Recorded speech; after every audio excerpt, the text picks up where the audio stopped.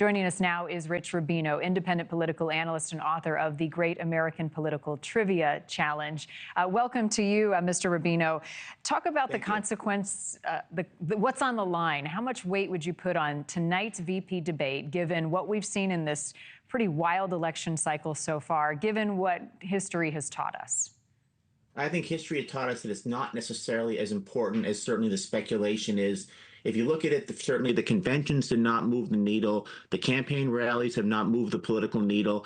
And certainly even the first debate, the second debate, rather, between Vice President Harris and Donald Trump did not move the needle. I think from a historical perspective, though, the 1976 was interesting because the reason Bob Dole was on the ticket was because Nelson Rockefeller was Gerald Ford's first choice for vice president. And Ford eventually had to drop Rockefeller from the ticket because there was a lot of pressure from the conservative right wing that Rockefeller was too liberal. So he chose Bob Dole, who was to basically for overtures to the kind of Reagan bloodline of the party.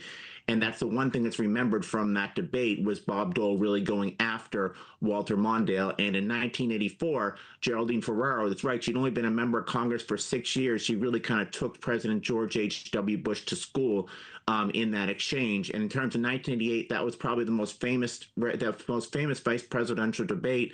Lloyd Bentsen was somebody who was very hard for the Republicans to run against because he had a relatively conservative voting record. So they were trying to basically put Dukakis off against Bentsen and saying that Dukakis was not as conservative as Bentsen was. And Bentsen certainly had that line. But at the end of the day, the Democrats, even though Dan Quayle was seen as a weak candidate for the Republicans, the Democrats still lost 40 states in that election. You know, there's a lot of preparation that goes into tonight. They'll have a few developing news topics to discuss as well, but they will be ready and prepared to go after one another. Their mics won't be cut. They will fact check each other, which is different than the presidential debate. Given that, is it more about not making a misstep that hurts your campaign's prospects? Yes, that's what Richard Nixon's dictum was: first, when you choose somebody, first do no harm.